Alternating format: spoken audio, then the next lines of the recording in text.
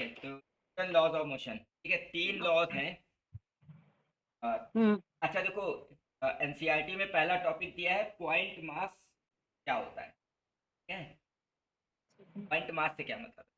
तो देखो, जब हम रोटेशन पढ़ेंगे तो बार बार बॉडी का शेप मैटर करेगा, कि सर्कुलर है हाँ कि इलिप्ट, मतलब कि शेप के वो शेप मैटर करेगा। हाँ। लेकिन यहाँ पे इसीलिए। हम जो है न्यूटन लॉज ऑफ मोशन वाले चैप्टर में हम शेप पे ज़्यादा ध्यान नहीं देंगे, ठीक है। तो होता ठीक ये है। है कि जो उसका मोशन का फील्ड है, आप ये कह सकते हो स्पेस ऑफ मोशन जो है, ठीक है, अगर वो हम्म। बहुत बड़ा है, ठीक है ना, हम्म।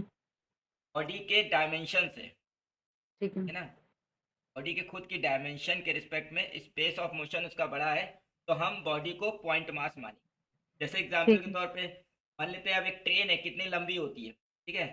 लेकिन अभी हम एक ट्रेन का एक लंबा सफ़र देख रहे हैं, मान लो कि एक स्टेशन से दूसरे दूर के किसी स्टेशन, तो उस स्टेशन की जो लंबाई है वो बहुत ज़्यादा है इन कंपैरिजन टू उस ट्रेन। ट्रेन की लेंथ के, है ना। तो हम्म। ऐसे क्वेश्चन एवरेज स्पीड वगैरह के आते हैं, उसमें हम लेंथ ऑफ ट्रेन को कंसीडर नहीं करते। हम ये मान के ठीक है। चलते हैं कि ट्रेन एक पॉइंट मास है जो इस एंड से उस एंड जा रही है, ठीक है। ठीक है। लेकिन जबकि सेम प्रॉब्लम जब ऐसी होती है, जब हम क्या करते हैं कि एक कहता है कि एक तरफ से एक ट्रेन आ रही, दूसरी तरफ से दूसरी ट्रेन आ रही है, और दोनों एक दूसरे को क्रॉस करेंगे, कितना टाइम लगेगा, तो उस क्वेश्चन तो में हम लेंथ जो है उसमें लेंथ ऑफ कंसीडर ट्रेन करते हैं। कंसीडर करते हैं, ठीक है ना। हम्म। कि उस केस में जो स्पेस ऑफ मोशन होता है, जिसमें उसका मोशन हमको कंसीडर करना होता है, वो वो छोटा और होता है। साइज ऑफ ट्रेन है वो कंपेरेबल हो, क्लियर है। हम्म। तो पॉइंट मास हम उसी को मानेंगे जिसमें बॉडी के साइज को हम नेग्लेजिबल मानेंगे। और ऐसे अगर हम कहीं पे ऐसा भी है, मतलब कभी कभी ऐसा भी मोशन होता है जिसमें बॉडी का डायमेंशन और स्पेस ऑफ मोशन में ज़्यादा अंतर नहीं होता है, ठीक है। केस में हम बॉडी का जो मास है उसको पॉइंट मास मानेंगे, अगर उसमें किसी तरीके का रोटेशन वगैरह नहीं हो रहा है। क्योंकि अगर रोटेशन वगैरह हो रहा है तो फिर साइज मैटर करने लगेगा, इनर्शिया वगैरह आ जाएगा, हम्म। मोमेंट ऑफ इनर्शिया वगैरह, तो उसमें साइज मैटर हम्म। करेगा, ठीक है ना। और अगर रोटेशन नहीं हो रहा है, सिंपली ट्रांसलेशनल मोशन हो रहा है, तो बॉडी को हम क्या करेंगे कि जो भी उसका साइज है उसको नेग्लेक्ट कर देंगे, और उसका जो सेंटर ऑफ मास है वहां पे उसका मास मान के उसको पॉइंट मास की तरह बिहेव कराएंगे। पूरी जितने भी न्यूमेरिकल्स होंगे, क्लियर है, या जितने भी हम्म। इसमें प्रॉब्लम डील करेंगे, ठीक है। अब बात करते हैं जो तीन लॉज हैं न्यूटन के, ठीक है। ठीक है। तो पहला लॉ सिंपल सा लॉ है कि पहला लॉ क्या कहता है कि body resist change in its state. यहाँ पे स्टेट का मतलब state of rest and motion, rest, motion and direction, तीन चीजें, ठीक है। मतलब क्या है कि कोई भी बॉडी अपने स्टेट को चेंज होने में रजिस्ट करती है, मतलब जैसे कोई बॉडी रेस्ट पे है, वो रेस्ट पे ही रहना चाहती है, ठीक है। या कोई हम्म। बॉडी मोशन में, तो मोशन में ही रहना चाहती है, जब तक हम उस पर फोर्स ना लगा। मतलब लॉ तो ऐसे है ना कि a body remains in state of continuous rest और state of uniform motion until and unless an external force is applied on it, ठीक है ना। अप्लाइड ऑन है। ठीक है, इसमें रेस्ट और मोशन साथ साथ डायरेक्शन भी है। अगर देखो कोई बॉडी रेस्ट पे है तो रेस्ट पे ही रहना चाहिए, ठीक है। अगर कोई बॉडी एक पर्टिकुलर डायरेक्शन में मोशन कर रही है, तो तो उसी ना डायरेक्शन में तो मूव वो करते हैं। मोशन से रेस्ट में आना चाहेगी खुद से, और ना ही वो अपनी डायरेक्शन को चेंज करना चाहेगी, कि अगर वो डायरेक्शन भी चेंज करती है उसमें भी उसको एक्सटर्नल फोर्स की जरूरत है। सबसे अच्छा एग्जांपल है यूनिफॉर्म सर्कुलर मोशन। एक कांस्टेंट स्पीड से बॉडी यूनिफॉर्म मोशन कर रही है, लेकिन डायरेक्शन लगातार चेंज कर रही है ना, ठीक है। हाँ। और इसलिए देखो एक फोर्स जनरेट हो रहा है जिससे सेंट्रीफ्यूगल, यानी कि हम्म। अगर स्टेट को चेंज करना है किसी बॉडी की, स्टेट का मतलब है कि रेस्ट हो या मोशन हो या डायरेक्शन, तीनों को ही कंसीडर किया गया। इन तीनों में ठीक से है। कोई एक चीज भी चेंज करनी है आपको बॉडी की, तो आपको एक्सटर्नल फोर्स की जरूरत हो, ठीक है। हम ये कह सकते हैं पहला लॉ जो है वो लॉ ऑफ इनर्शिया है। हाँ। क्या लॉ ऑफ इनर्शिया? यहाँ पे एक नया टर्म आ गया, इनर्शिया का मतलब क्या है? इनर्शिया को एक तरीके से कह सकते हैं इनहेरेंट प्रॉपर्टी है, इनहेरेंट प्रॉपर्टी है ना, विच resist, which resist the change. इस चेंज की हम ऊपर बात कर रहे हैं, तो जो रेजिस्ट करे, जो अपोज करे, वो इनहेरेंट प्रॉपर्टी है ना, इंट्रिंसिक प्रॉपर्टी, इसी को हम इनर्शिया कहते हैं। इनहेरेंट या इंट्रिंसिक प्रॉपर्टी का मतलब है ये प्रॉपर्टी बॉडी में होती है, हम उसको होती है देते नहीं होती है, है। ठीक है ना। हम्म। वो इनहेरिट करती है, ठीक है। और ये जो प्रॉपर्टी है इनर्शिया, ये डिपेंड करती है मास पे, ठीक है। ठीक है। और जैसे यहाँ पे मतलब हमने तीन स्टेट की बात की, state of rest, state of motion, state of direction, वैसे ही इनर्शिया भी तीन तरीके के हो सकते हैं, inertia of rest, inertia of motion और इनर्शिया ऑफ डायरेक्शन, ठीक है। हम्म। नॉर्मल क्वेश्चन इनर्शिया के जो एग्जाम्पल्स हैं वही रहते हैं। जैसे यही है कि जैसे बस चल रही है, अचानक से रुक जाती है तो इंसान आगे क्यों गिरता है, ठीक है ना। और अगर हम्म। बस रुकी हुई है अचानक से चल देती है तो इंसान पीछे क्यों गिरता है, ये सब इनर्शिया के एग्जाम्पल्स हैं। ठीक है। पहले से कोई बॉडी रेस्ट पे थी, अब मान लो हमारी बॉडी रेस्ट पे थी और ट्रेन और बस या ट्रेन भी रेस्ट पे थी, ठीक है। हम्म। तो हम लोग रेस्ट पे ही रहना चाहेंगे। अब जैसे ही ट्रेन ने मोशन शुरू किया तो हमारे जो पैर हैं हमारी बॉडी, वो तो मोशन को शेयर कर लेते हैं, वो बट बॉडी ट्रेन नहीं के हो पाती। नियर होते हैं, और बॉडी नहीं कर पाती है, रेस्ट में ही रहना चाहती है, जिसकी वजह से हम पीछे की ओर गिरते हैं, ठीक है। हम्म। तो ऐसे कई सारे एग्जाम्पल हैं। इसमें से एक सबसे ज़्यादा जो क्वेश्चन पूछा गया है डिफरेंट डिफरेंट में ये पूछा गया है कि मान लेते हैं एक मास लटका हुआ है एम, ठीक हम्म। है। तो यहाँ पे एक स्ट्रिंग लगी हुई है और उसके नीचे एक और स्ट्रिंग लगी हुई है, ठीक है। और हमने क्या किया, नीचे वाले स्ट्रिंग को पकड़ के अचानक से झटका दिया, ठीक है। दोनों स्ट्रिंग सेम है, स्ट्रिंग सेम है। तो आपको बताना है कि कौन सी स्ट्रिंग पहले टूटेगी, वन पहले टूटेगी, पहले टूटेगी, या दोनों एक साथ टूटेंगी, या हम कह नहीं सकते कौन सी टूटेगी, ठीक है। इसका ठीक आंसर है। कोई बताएगा? वन टूटेगी शायद इसलिए क्योंकि उस पे फोर्स लेगा। ठीक अमर, है। फिर से बोलना, क्या बोला तुमने एक बार? क्वेश्चन ये है कि एक बॉडी है यहाँ पे, मान लो तो यहाँ से हैंग कर रही है किसी स्ट्रिंग के थ्रू, और उसके नीचे एक और मास है, उसके नीचे सेम स्ट्रिंग है, जो स्ट्रिंग यहाँ पे है वही स्ट्रिंग यहाँ पे है, कोई चेंज नहीं है। ऐसा नहीं कि ये मजबूत है ये कमजोर है, ऐसा कुछ नहीं, सेम स्ट्रिंग दोनों में है। और अगर हम नीचे से स्ट्रिंग को पकड़ कर और ऐसे झटका दें तो कौन सी स्ट्रिंग पहले टूटेगी, वन टू, या हम कह नहीं टू। सकते हैं। One two. टूटेगी। वन। रवि का आंसर है मतलब टू, एक्शन रिएक्शन जो लगेगा कुछ। सौम्या का आंसर टू है, और कोई कुछ कहेगा? एक्शन सौम्या का रिएक्शन आंसर वन लगेगा। है। हाँ वन है सर।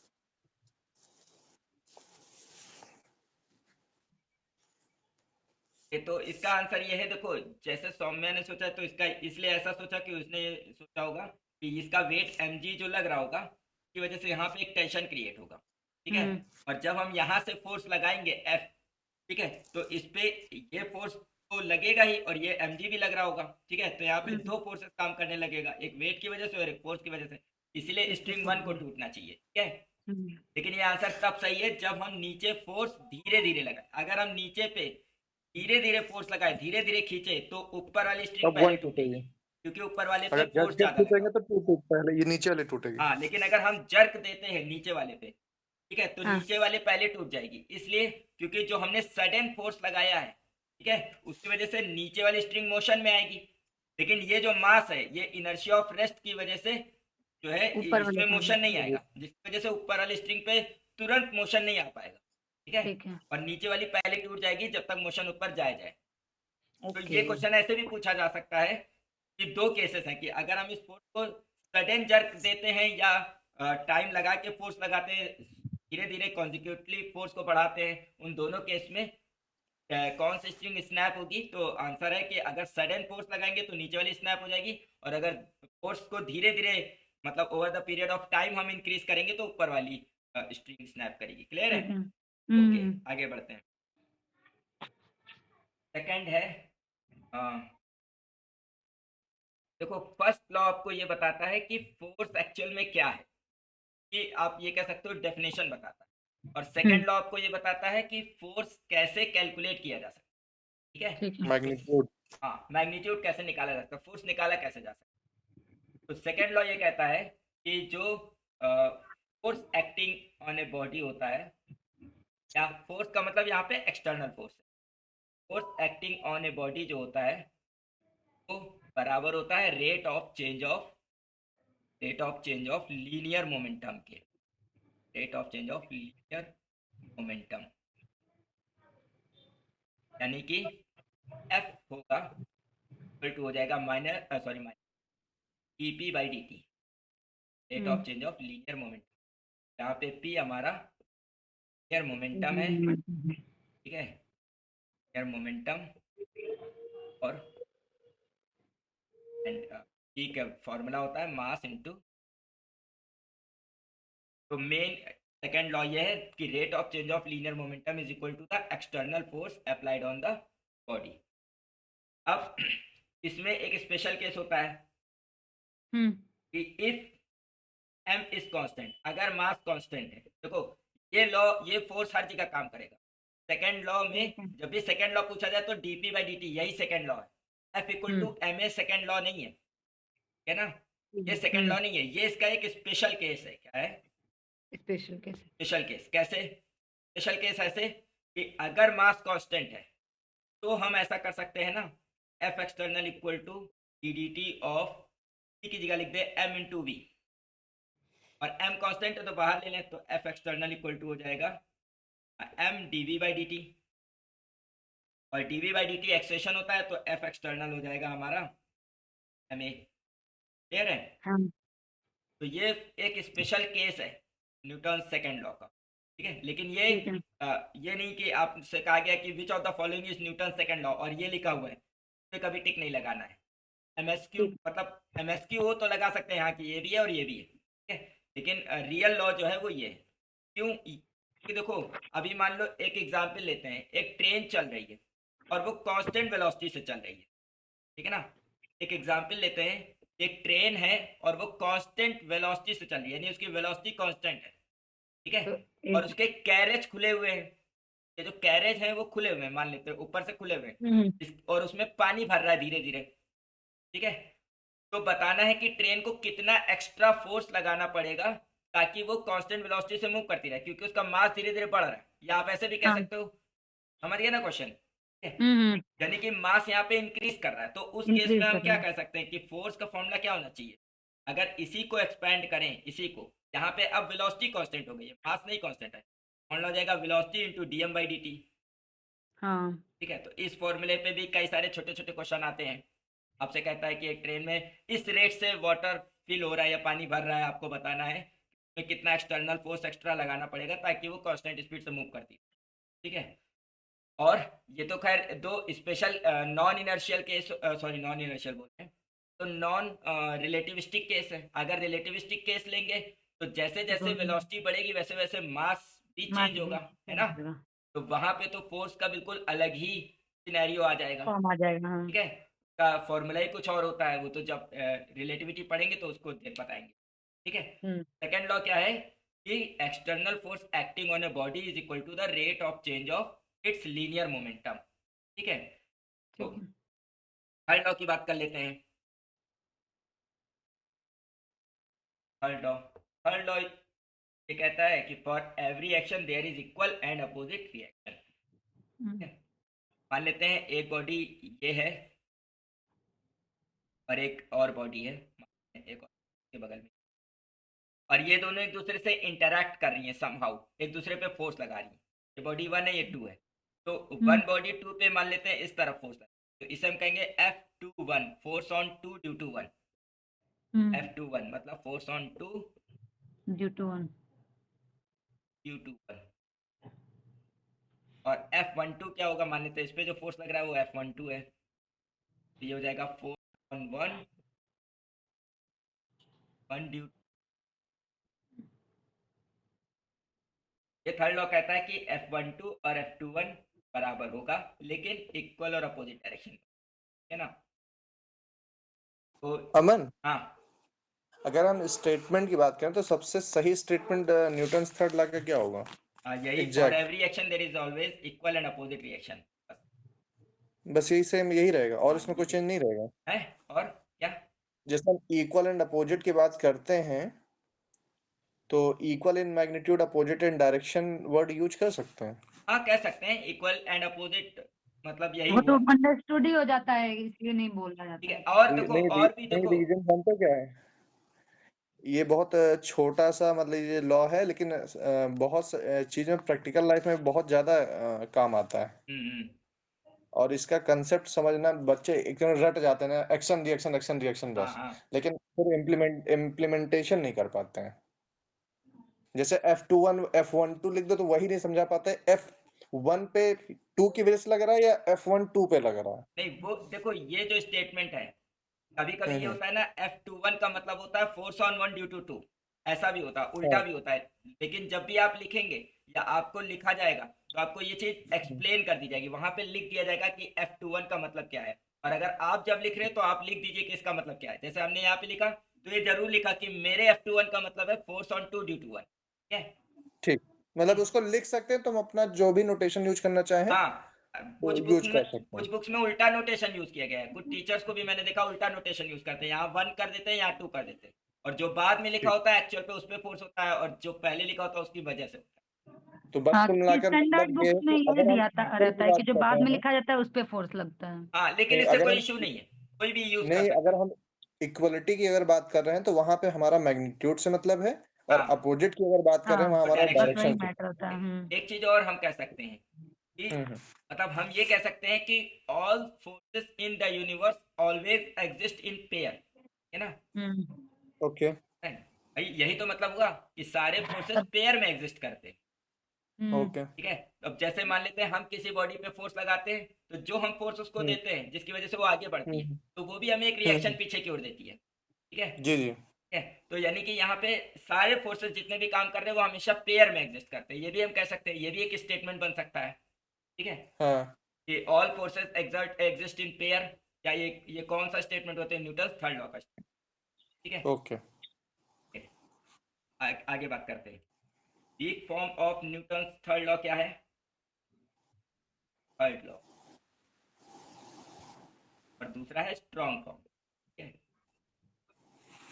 स्ट्रॉन्ग फॉर्म तो बहुत आसान है, कुछ नहीं। देखो जैसे ये बॉडी है, इस पे एक फोर्स इधर लगे और एक फोर्स इधर लगे, दोनों इक्वल और अपोजिट है। ठीक है। या ऐसे कह दो कि दो बॉडीज हैं, एक बॉडी ये है, एक बॉडी ये है, 1 और 2। और इन पे जो फोर्स लग रहा है, इस पे लग रहा है F12 इस डायरेक्शन में, इस पे लग रहा है F21 इस डायरेक्शन में। ठीक है। या फिर ऐसा होता कि इस पे इधर लग रहा होता, इस पे इधर लग रहा होता। ठीक है ना। ये दोनों ही फोर्सेस एक ही लाइन ऑफ डायरेक्शन में है। इनका नेट टॉर्क 0 है ना। हम्म। ठीक, इसे हम कहते हैं strong form of Newton law. ठीक है। लेकिन अगर सेम ऐसे फोर्स लग रहा होता कि मान लेते हैं 1 और 2 है, ठीक है, और इसकी वजह से इस पे फोर्स इस डायरेक्शन में लग रहा है, और इसकी वजह से इस पे फोर्स इस डायरेक्शन में लग रहा है। ठीक है। तो ऐसे F12 और F21। अब यहाँ भी तो देखो फोर्स इक्वल और अपोजिट है कि नहीं है, but same line of action में नहीं है। यहाँ टॉर्नेट 0 नहीं है। ठीक है। इसे हम वीक फॉर्म कहते हैं। ठीक है। आगे बढ़ते हैं। फोर्स की यूनिट वगैरह तो बहुत ही मतलब बेसिक है, बता देते हैं। फोर्स की जैसे SI यूनिट जो है हमारे पास वो क्या है, F=ma अगर लगाए, ठीक है, तो उस हिसाब से SI यूनिट होनी चाहिए। मास की होती है किलोग्राम और एक्सेलरेशन मीटर पर सेकंड स्क्वायर, इसी को 1 न्यूटन कहा गया है। ठीक है। और सीजीएस में जो होता है वो ग्राम सेंटीमीटर पर सेकंड स्क्वायर, इसी को 1 डाइन कहा गया है। और 1 न्यूटन और 1 डाइन में 10⁵ का है। 1 न्यूटन = 10⁵ डाइन। ठीक है। ये तो खैर बहुत ही ज़्यादा बेसिक है। अब हम बात करते हैं कंजर्वेशन ऑफ लीनियर मोमेंटम की। अमन, एक चीज छोटी सी पूछनी है हाँ पूछो। यार। आज मैं पढ़ा रहा था, यही यूनिटी बता रहा था बच्चे को। अब देखो फोर्सेस के टाइप्स देख लेते हैं। वैसे ये टाइप्स हम पीछे कई बार बोल चुके हैं, टाइप्स ऑफ फोर्स। देखो अलग अलग जनरलाइजेशन है, एक ही में हम कई टाइप नहीं कहेंगे। देखो ऐसे कहें कि अगर दो बॉडी एक दूसरे को फिजिकली टच करती हैं तो कांटेक्ट फोर्स, और अगर नहीं टच करती हैं तो नॉन कांटेक्ट फोर्स। तो ऐसे दो टाइप के हो गए टच के बिहाफ पे, contact and non contact, contact और नॉन कांटेक्ट। ठीक है। अब कांटेक्ट फोर्स में कौन कौन से आते हैं, ठीक है, जैसे फ्रिक्शन हो गया, ठीक है, टेंशन हो गया, कंप्रेशन हो गया, ठीक है, या विस्कस फोर्स हो गया। ये सारे फोर्सेस जो हैं ये सब नॉन कांटेक्ट हैं। ये तभी लगते हैं जब दो बॉडीज कांटेक्ट में आती है। अब जैसे फ्रिक्शन कब लगेगा, कॉन्टैक्ट है, कॉन्टैक्ट हाँ कॉन्टैक्ट में बता रहे हो। हाँ कांटेक्ट में ही बता रहे हो। और अरे गलती बोल दिए थे, चलो आगे बताओ। हमने कुछ गलत बोल दिया क्या। अरे गलती से गलती बोल देते, तुम आगे बताओ। अच्छा ठीक है। तो ये फ्रिक्शन हो गया। ऐसे करके। कांटेक्ट का मतलब जब दो बॉडी कांटेक्ट में है। अब देखो, जब तक किसी धागे में कोई चीज बांध के लटकाएंगे नहीं तब तक के उस धागे में टेंशन नहीं लगेगा, है ना। तो जब कांटेक्ट आता है तब टेंशन लगता है। ऐसे ही फ्रिक्शन, ऐसे ही विस्कस, जब कोई बॉडी किसी लिक्विड के कांटेक्ट में आती है तब उसमें विस्कस फोर्स लगता है। ऐसे ही फ्रिक्शन, ये सब कांटेक्ट फोर्स है। जबकि दूसरे फोर्सेस कौन कौन से हैं? नॉन कांटेक्ट, जैसे ग्रेविटेशनल, ठीक है, और ये हमारा इलेक्ट्रोस्टैटिक, ठीक है। और देखो, हमारे पास 4 फंडामेंटल फोर्सेस हैं। हम जानते हैं कि हमारे पास कितने फोर्सेस हैं? 4 फंडामेंटल फोर्सेस जो फंडामेंटल हैं, ठीक है। तो उसमें है ग्रेविटेशनल और इलेक्ट्रोमैग्नेटिक। इलेक्ट्रोस्टैटिक ना कहना चाहिए, इलेक्ट्रोमैग्नेटिक कह देते हैं, इलेक्ट्रोमैग्नेटिक, ठीक है। और स्ट्रॉन्ग फोर्स है और वीक फोर्स। ये चारों नॉन कॉन्टैक्ट फोर्स, ठीक है। और इन 4 फंडामेंटल फोर्स के अलावा पांचवा कोई फोर्स एग्जिस्ट नहीं करता है, ठीक है। अब देखो, ये दोनों तो न्यूक्लियस के अंदर लगते हैं, तो इनको हम कभी एक्सपीरियंस नहीं कर सकते। हम मतलब पर्सनली खुद नहीं एक्सपीरियंस कर सकते। जैसे हम ग्रेविटेशन को एक्सपीरियंस कर रहे हैं, ठीक है, कि हाँ हम सब कोई चीज भारी उठाते हैं तो हमें पता चलता है। तो जैसे हम ग्रेविटेशन को एक्सपीरियंस करते हैं उस तरीके से हम स्ट्रॉन्ग और वीक को तो एक्सपीरियंस नहीं कर सकते हैं। और हम इलेक्ट्रोमैग्नेटिक को एक्सपीरियंस कर सकते हैं। जैसे दो मैग्नेट्स हैं, उनको करीब लाते हैं तो एक फोर्स लगता है, तो वो फोर्स हम एक्सपीरियंस करते हैं। तो ये दो फोर्स हम एक्सपीरियंस करते हैं, ये दोनों नहीं एक्सपीरियंस करते हैं। ग्रेविटेशन हम अमन जानते हैं ड्यू टू मास लगता है। अरे यार मच्छर। हाँ किसी ने कुछ कहा था? हाँ, मैं ये कह रहा था, स्ट्रॉन्ग और वीक में वीक न्यूक्लियर फोर्स वो शायद टेम्परेरी फोर्स होता है ना। ये जो है बीटा डिके में काम करता है। हाँ, मतलब टेम्परेरी होता है, परमानेंट नहीं होता है। हाँ, तो permanent strong force permanent force है, ठीक है। हम्म। परमानेंट और टेम्परेरी का मतलब यहाँ कुछ नहीं है। जैसे स्ट्रॉन्ग फोर्स तो न्यूक्लियर में हमेशा ही लगता रहता है, क्योंकि न्यूक्लियर की स्टेबिलिटी ही स्ट्रॉन्ग से आती है, ठीक है। वीक फोर्स, हाँ, वो तो मान लो। हाँ, वीक फोर्स उस समय काम करता है जब बीटा डिके हो रहा होता है, बीटा नेगेटिव डिके होता है, ठीक है। बीटा हाँ, माइनस डिके। बीटा तो बीटा प्लस डिके में नहीं काम कर रहा होता क्या? फ्यूजन है, वही पूछ रहा हूँ। एक एक्चुअल में जब पार्टिकल फिजिक्स पढ़ेंगे तब पता चलेगा। एक होता है वीक इंटरेक्शन, ठीक है ना। वीक इंटरेक्शन से जितने भी डिकेज होते हैं उन सब में वीक फोर्स लग रहा हो, ओके। तो बात की बात है। स्ट्रॉन्ग फोर्स न्यूक्लियस में लगता है, जो न्यूक्लियस को होल्ड रखता है, ठीक है। और ये दोनों ही फोर्स देखो कितनी अच्छी सिमेट्री है, कह सकते हैं कि ये दोनों ही शॉर्ट रेंज फोर्स। ये दोनों ही कैसे फोर्स है? शॉर्ट रेंज, मतलब इनकी रेंज ज्यादा नहीं है। मतलब दो ज्यादा दूरी पे पार्टिकल्स होंगे। जैसे स्ट्रॉन्ग फोर्स न्यूक्लियस में लगता है, तो अगर दो प्रोटॉन्स या दो न्यूट्रॉन्स या प्रोटॉन न्यूट्रॉन बहुत ज्यादा दूरी पर हैं, ठीक है, तो ये काम नहीं करेगा। ऐसे ही weak force short range force. जबकि ग्रेविटेशनल और इलेक्ट्रोमैग्नेटिक फोर्स, इनकी रेंज हम इन्फिनाइट मानते हैं, ये लॉन्ग रेंज फोर्स, ठीक है। का एक टेबल हम शेयर करेंगे ग्रुप पे, उस टेबल को एक बार पढ़ लेना। में शॉर्ट में लिखा हुआ है, या जब हम पार्टिकल फिजिक्स पढ़ेंगे तो इसका एक टेबल बनाएंगे, ठीक है। तो उसमें हम लोग ये समझेंगे कि इनकी क्या क्या प्रॉपर्टीज हैं बेसिक, ताकि अगर कोई एमसीक्यू जैसा क्वेश्चन आए कि जो है इनमें से कौन सा फोर्स लॉन्ग रेंज फोर्स है, इनमें से कौन सा फोर्स कंजर्वेटिव है, कौन सा नहीं है, कौन बड़ा होता है कौन छोटा होता है, ठीक है, उसको समझने के लिए। तो यहाँ पे हम ये कह रहे थे, हम कह रहे हैं इलेक्ट्रोमैग्नेटिक जब हम लिखे हैं तो उसमें हम अलग से इलेक्ट्रोस्टैटिक और मैग्नेटिज्म उसको भी कंसीडर कर रहे हैं ना। हाँ, इलेक्ट्रोमैग्नेटिज्म में इलेक्ट्रिक और मैग्नेटिक दोनों को कंसीडर कर, ठीक है। 4 फंडामेंटल फोर्सेस। अब देखो, ग्रेविटेशनल फोर्स हम जानते हैं ड्यू टू मास लगता है, ठीक है। और ये दोनों फोर्स न्यूक्लियस के अंदर लगते हैं। और सारे फोर्सेस, मतलब ये 4 ही फोर्स हैं और कोई फोर्स नहीं है। तो ये जो फोर्स हमने इधर लिखे हैं, फ्रिक्शन फोर्स, ये कौन से फोर्स है? तो ये जितने भी फोर्सेस हमने यहाँ पे लिखे हैं जो कि कॉन्टैक्ट फोर्स हम कह रहे हैं, ये एक्चुअल में इलेक्ट्रोमैग्नेटिक फोर्स क्या है? इलेक्ट्रोमैग्नेटिक मतलब जितने फोर्सेस हम अपनी डेली लाइफ में एक्सपीरियंस करते हैं, कोहेसिव हो गया, अधेसिव हो गया, फ्रिक्शन हो गया, टेंशन हो गया, सारे फोर्सेस क्या है? इलेक्ट्रोमैग्नेटिक इन नेचर है। तो फिर अलग अलग में कैसे हो गए? हाँ, लेकिन अलग अलग कैसे हो गए? देखो, होता ये है कि देखो, जैसे दो चार्जेस बहुत ज्यादा दूर है तो उनके बीच में फोर्स बहुत कम लग रहा होता है, ना के बराबर, नेग्लिजिबल। हम कहते तो हैं कि इलेक्ट्रोमैग्नेटिक फोर्स एक लॉन्ग रेंज फोर्स है। अगर दो इलेक्ट्रॉन्स हैं, एक इलेक्ट्रॉन यूनिवर्स के एक कोने में रखा हुआ है और दूसरा इलेक्ट्रॉन यूनिवर्स के दूसरे कोने में रखा हुआ है, और वो दोनों के यूनिवर्स की एक साइज को हम फाइनाइट साइज मान रहे हैं, तो फोर्स लग रहा होगा लेकिन बहुत कम लग रहा होगा।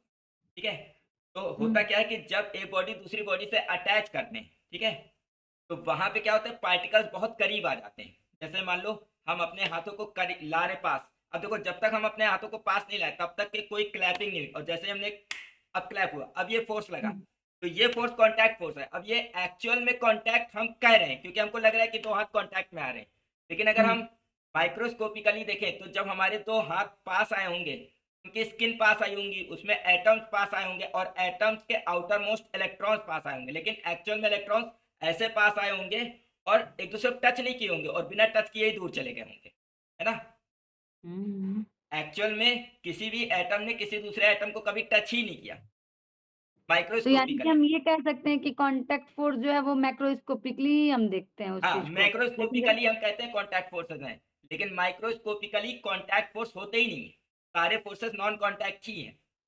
ठीक है। ठीक है ना, लेकिन हम जो न्यूटोनियन फिजिक्स पढ़ रहे हैं, अब जैसे हम कह रहे हैं कि एक धागा लटका हुआ है या एक स्प्रिंग है, अब स्प्रिंग पे जब तक मैंने कोई चीज नहीं लटकाई तो स्प्रिंग पे कोई फोर्स नहीं लग रहा है, ठीक है, हाँ। और जैसे ही मैंने कोई चीज इस पे लटका दी तो स्प्रिंग में फोर्स जनरेट हुआ, इलास्टिक फोर्स कह दिया, है ना। तो इलास्टिक फोर्स को हम अब कांटेक्ट फोर्स की तरह डील करेंगे क्योंकि हम उसको मैक्रोस्कोपिकली डील कर रहे हैं, क्लियर है ना। क्योंकि क्लासिकल मैकेनिक्स में मैक्रोस्कोपिक की बात ही करते हाँ, हैं। लेकिन एक्चुअल में उसमें एटम्स के बीच में जो फोर्स लग रहा होगा इलेक्ट्रोमैग्नेटिक होगा, जो कि नॉन कांटेक्ट, ठीक है। तो ये तो दो टाइप हो गए, कांटेक्ट और non contact, on the basis of कि वो कैसे लगते हैं। जैसे मतलब हम यहाँ पे ये होता है ना कि अगर दो चार्जेस हैं एक दूसरे से कुछ दूरी पे रखें तब भी उनके बीच में फोर्स लग रहा है, ठीक है, लेकिन टेंशन फोर्स ऐसे नहीं लगेगा कि एक धागा है और उसके जैसे मान लो यहाँ पे एक धागा लटक रहा है ना, और यहाँ पे एक मास रख दिया, अब इसकी वजह से इस पे टेंशन नहीं लगेगा, जब इस पे हम इसको लटकाएंगे तभी इसमें टेंशन क्रिएट होगा, है ना। जैसे हमारा हाथ है ऊपर है, अभी तक इसमें कोई फोर्स नहीं लग रहा है इस बोर्ड का, लेकिन जब हम हाथ को बोर्ड पे रख देंगे तो बोर्ड हमारे ऊपर एक रिएक्शन लगाएगा, नॉर्मल रिएक्शन, उसी को हम क्या कह रहे हैं, कांटेक्ट फोर्स कह रहे हैं, ठीक है।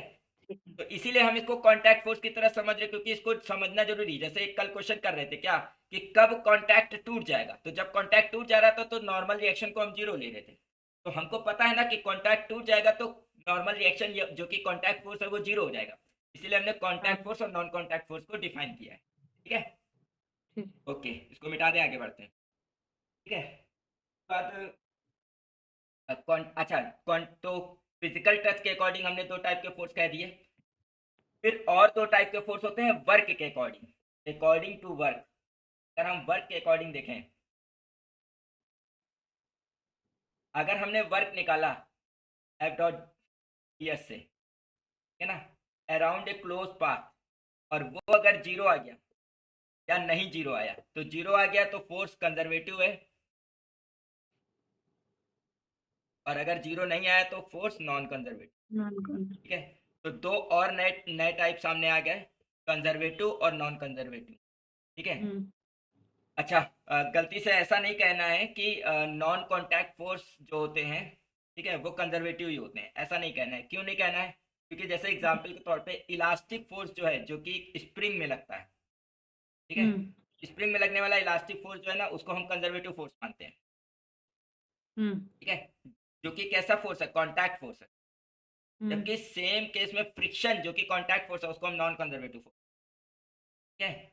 और हमने एक ट्रिक भी बताई थी कि मतलब ये बात वर्क में फिर से करेंगे कि हम जब ही पोटेंशियल की बात करेंगे जब फोर्स हमारा कंजर्वेटिव हो, ठीक। तो जैसे हम पढ़ते नहीं इलास्टिक पोटेंशियल एनर्जी, यानी जहां भी हम पोटेंशियल वर्ड यूज कर रहे हैं, पोटेंशियल जहां भी निकाल रहे हैं, यानी उसके बैकग्राउंड में जो फोर्स काम कर रहा है वो कंजर्वेटिव है, तभी पोटेंशियल की बात कर रहे हैं।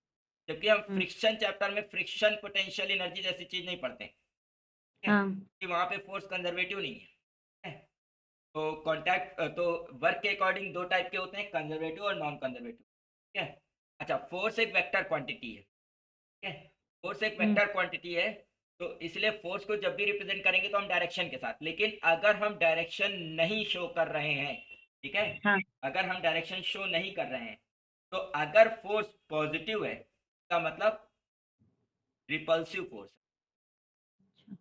है, रिपल्सिव फोर्स मतलब अगर हमारा फोर्स पॉजिटिव है, उस पर कोई डायरेक्शन, देखो अगर फोर्स ऐसे लिखा है 2i कैप, अब इसमें देखो डायरेक्शन है आई कैप और यहाँ प्लस साइन लगा है, इसका मतलब ये नहीं कि ये रिपल्सिव है, ये कोई भी हो सकता है, अट्रैक्टिव भी हो सकता है, रिपल्सिव भी हो सकता है, ठीक है, क्योंकि ये वेक्टर फॉर्म में लिखा है। अगर फोर्स वेक्टर फॉर्म में नहीं लिखा है उसके बावजूद उसको प्लस फोर्स, पॉजिटिव फोर्स कहा जा रहा है, जब पॉजिटिव से रिप्रेजेंट किया जा रहा है इसका मतलब वो रिपल्सिव है, और नेगेटिव से रिप्रेजेंट किया जा रहा है इसका मतलब अट्रैक्टिव है ना, अट्रैक्टिव। जैसे इसी टाइम पे क्वेश्चन में ऐसा आया था ना कि F इज टू माइनस के बाई आर की पावर n है, याद है ना?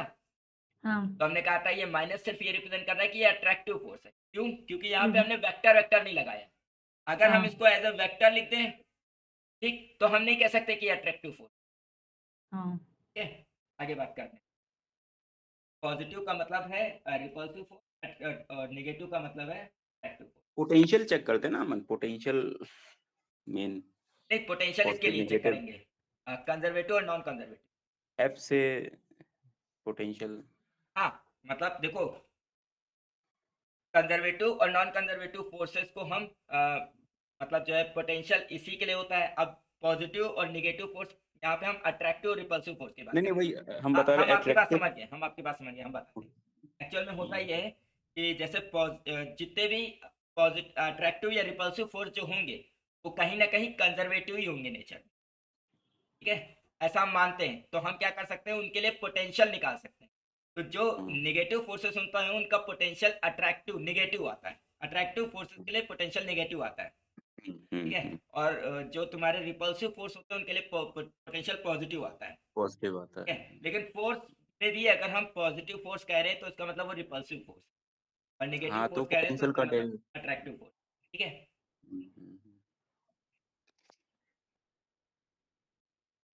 फिर हम बात करते हैं equilibrium concurrent force and force. Concurrent force का मतलब है एक ही पॉइंट पे लगने वाले कई सारे फोर्स। तो अगर एक ही पॉइंट पे कई सारे फोर्सेस लग रहे हैं, F1 लग रहा है, इधर F2 लग रहा है, इधर F3 लग रहा है, इधर F4 लग रहा है, क्योंकि ये सारे फोर्सेस कंकरेंट है, एक ही पॉइंट पे लग रहे हैं, इनकी वजह से कोई टॉर्क तो क्रिएट नहीं हो रहा होगा, ठीक है। तो टॉर्क ऑलरेडी जीरो है। अब अगर बॉडी इक्विलिब्रियम में है, अगर बॉडी इक्विलिब्रियम में है तो इन सारे फोर्सेस का रिजल्टेंट क्या होना चाहिए, जहां आई जो है 1 से लेके जितने भी n फोर्सेस लग रहे हैं सब, ठीक है? लेकिन तीन अगर फोर्सेस हैं, थ्री फोर्सेस के लिए हमारे पास एक अच्छा थ्योरम है जो तीन फोर्सेस को डील करने में हेल्प करता है, ठीक है, जिसे हम कहेंगे लामीज थ्योरम। ये पढ़िए लामीज थ्योरम। में तो एंगल भी होता है ना मन, बीच में कुछ हाँ, फोर्सेस के बीच में तो एंगल भी अगर कंकरेंट फोर्सेस लग रहे हैं तो अलग अलग डायरेक्शन में तो एंगल होगा ही, ठीक है। तो ये तीन लामीज फोर्सेस के लिए एंगल। स्पेशली हेल्पफुल रहती है कंसिडर ना। करते हैं। अगर तीन से कम फोर्सेस हैं तो भी नहीं लगा पाएंगे, और तीन से ज्यादा फोर्स हैं तो भी नहीं लगा सकते। जैसे चार फोर्सेस हैं तो भी हम इसको लगा सकते हैं, लेकिन उसमें हमको क्या करना पड़ेगा, किसी एक फोर्स रिजॉल्व को करना पड़ेगा। दो डायरेक्शन में रिजॉल्व करना पड़ेगा, हम्म, हाँ। जैसे मान लेते हैं तीन फोर्सेस हैं, इधर P लग रहा है, इधर Q लग रहा है, इधर R लग रहा है, और P के पीछे लगने वाला P के पीछे जो एंगल है वो अल्फा है। मतलब P के पीछे एंगल अल्फा होने का मतलब P हटा के जो दो और फोर्स हैं Q और R उनके बीच में अल्फा है। ऐसे ही Q को छोड़ के P और R के पीछे बीच में जो एंगल है वो बीटा है। ऐसे ही R को हटा के इन दोनों के बीच में एंगल गामा है। ये थ्योरम कहती है कि P upon sine alpha two upon sine beta two R upon sine gamma हो, इसी को लामीज, ठीक है। ओके, ये देखो तो जनरल, मतलब ये और भी जैसे फोर्सेस लग रहे हैं, तो तीन लिया ना, तो हाँ, जर्नल तीन के लिए है, इसको जनरलाइज नहीं कर सकते नहीं, इसको चार पांच? जनरलाइज नहीं कर सकते। तो जनरलाइज क्यों नहीं करते हैं, बताते हैं क्यों। पहली चीज याद रखनी कि ये तभी काम करेगा जब इक्विलिब्रियम हो, ठीक है। अगर किसी बॉडी पे तीन फोर्सेस लग रहे हैं और इक्विलिब्रियम नहीं है तो ये लामीज थ्योरम नहीं लगेगी, ठीक। दूसरी चीज देखो, जब किसी बॉडी पे तीन फोर्सेस लग रहे हैं और तीनों फोर्सेस इक्विलिब्रियम में है, इसका मतलब हम ये कह सकते हैं कि इन दोनों का रिजल्टेंट ये है, कह सकते हैं ना। ठीक है, तभी तो मतलब देखो इन दोनों का एक्चुअल में होगा ये कि जैसे इन दोनों का रिजल्टेंट इस डायरेक्शन में होगा और राइट इसकी जस्ट अपोजिट डायरेक्शन में ये है, तो इन तो दोनों के इक्विलिब्रियम अगर रिजल्टेंट के बराबर ये हो जाए तो इस पे कैंसिल हो जाएगा और नेट फोर्स 0 हो जाएगा। हम्म ठीक, अब वेक्टर्स लॉ ऑफ ट्रायंगल क्या कहता है, मतलब triangle law of vector addition क्या कहता है कि दो साइड्स अगर दो वेक्टर को रिप्रेजेंट कर रही हो तो थर्ड साइड उनके रिजल्टेंट को रिप्रेजेंट करती है। ठीक है, तो अगर यहाँ पे ये दोनों का रिजल्टेंट ये है, यानी हम ये कर सकते हैं कि इन तीनों फोर्स की मदद से एक ट्राइंगल बना सकते हैं। ऐसा मान लेते हैं P इस डायरेक्शन में, Q इस डायरेक्शन में, तो R इस डायरेक्शन में होगा जो इस ट्राइंगल को कंप्लीट कर देगा। क्लियर है? हम्म अब ये जो P Q R ट्राइंगल बनाया है, इस ट्राइंगल में तो P और Q के बीच में एंगल जो कितना था वो कितना था, मान लो P और Q के बीच में एंगल ये गामा था, याद है? पूरी तरीके से कर लेते हैं, मान लेते हाँ हैं ये हाँ हाँ एंगल गामा है, क्यों है, याद आया। ये गामा है। अब अगर ये एंगल गामा है तो ये अंदर वाला एंगल कितना होगा, पाई माइनस गामा नहीं होगा? हम्म ठीक है, ऐसे ही मान लेते हैं ये जो Q है और ये जो R है इसके बीच में एंगल कितना माना है मैंने, Q और R के बीच में एंगल अल्फा माना है, तो ये अंदर वाला एंगल कितना आएगा, तो पाई माइनस अल्फा नहीं पाई आएगा। माइनस और ऐसे ही इस इसको आगे बढ़ा देते हैं क्योंकि R और P देखो ऐसे है ना, R और P के बीच का एंगल बीटा है, तो ये एंगल देखो ऐसे ये एंगल नहीं कह सकते कि, मतलब बात समझ रहे हो, जैसे ये R इधर से आ रहा है और P इधर जा रहा है, ठीक है, तो ये एंगल नहीं है, ये एंगल बीटा नहीं है। एक्चुअल में इसको आगे बढ़ा देते ये एंगल बीटा है ना, क्योंकि ऐसे बनाया है ना, एक इधर और एक इधर, दोनों एक ही डायरेक्शन में जाते हैं, मतलब एक डायरेक्शन में नहीं एक ही तरफ जाते हुए कह सकते हैं, तो ये एंगल बीटा है। तो अगर ये बाहर का एंगल बीटा है तो अंदर का एंगल कितना होना चाहिए, ये वाला पाई माइनस बीटा पाई माइनस बीटा होना चाहिए। अब हमने एक रूल पढ़ा था साइन रूल, याद है किसी को? साइन कॉस लॉ में याद रहता है, तो साइन लॉ? कोसाइन लो। हाँ नहीं, एक कोसाइन लॉ अलग होता था, एक साइन लॉ होता था, साइन रूल। हाँ हाँ साइन रूल कहता हाँ था कि अगर कोई ट्रायंगल है, मान लेते हैं उसकी हाँ साइड्स हैं स्मॉल ए बी और सी, और स्मॉल ए हाँ के सामने एंगल जो है वो ए है, स्मॉल बी के हाँ सामने जो एंगल है वो बी है, स्मॉल सी के सामने जो एंगल सी है। हाँ तो साइन रूल ये कहता था कि फिर से यहाँ बनाते हैं, यहाँ बनाते हैं, मान लेते हैं ये ए है, ये बी है, ये सी है, ए के सामने ए है, बी के सामने ए जो साइड अपन है स्मॉल साइन बी। है बी अपन हाँ, बी तो, अपना तो रूल होता था कि A upon sine A equal to B upon sine B equal to C upon A sine C, अपन होता था ना। इस हिसाब से ए अपॉन साइन ए की जगह क्या आएगा, मतलब जैसे ए हम यहाँ पे मान लेते हैं आर को मान रहे हैं, साइड मतलब मैग्नीट्यूड के हिसाब का सोच तो लेंगे। अगर हम ए को आर माने, आर का मैग्नीट्यूड, आर के सामने एंगल पाई माइनस गामा आ रहा है तो आएगा साइन पाई माइनस गामा। और ऐसे ही मान लेते हैं इसको हम मान रहे हैं पी, ये हमारा बी है, इसके सामने एंगल आ रहा है साइन पाई माइनस अल्फा। ऐसे ही ये क्यू साइन अपन साइन पाई माइनस बीटा आ रहा है ना। अब हम जानते हैं कि sine 180 minus theta plus sine theta होता है, प्लस साइन थीटा होता तो है। उस हिसाब से आर के नीचे साइन गामा आएगा। हाँ अब अगर 3 से ज्यादा फोर्सेस हैं तो क्या हम साइन रूल लगा सकते हैं? अगर लगा सकते हैं तो जनरलाइज कर सकते हैं, लेकिन मेरे हिसाब से नहीं लगा सकते, इसलिए जनरलाइज फॉर्म किया भी नहीं गया, हमें ऐसा याद भी नहीं, रिकॉल भी नहीं नहीं ऐसे भी जैसे ऐसा कर सकते हैं ना, जैसे कि यहाँ सपोज कर लो कि हाँ चार दो फोर्सेस फोर्सेस होते हैं हैं। आपके, दो फोर्सेस हैं आपके, टू फोर्सेस सपोज कर लो हैं वो इक्वल हैं, और वो थर्ड तीसरे फोर्स के जैसे तुमने इसमें कर दिया वो तीसरे फोर्स के अपोजिट होंगे, है ना। हम्म, शुरुआत दो फोर्सेस का रिजल्टेंट तीसरे के मतलब तीसरे के रिजल्टेंट के बराबर हो जाए, तो इसी तरह मान लो कि चलो अगर ज्यादा फोर्सेस है तो इसी तरह ब्रेक नहीं कर सकते हैं उसका हाँ तो फिर वही वो। तो हम करें, अगर जैसे 4 फोर्सेस हैं तो हम ये कर सकते हैं किसी एक फोर्स को बाकी रिजल्ट करते हैं। फोर्सेस में रिजॉल्व कर दें, हम्म, मिला दें, ठीक है, तो हमारा साइन रूल काम कर जाए।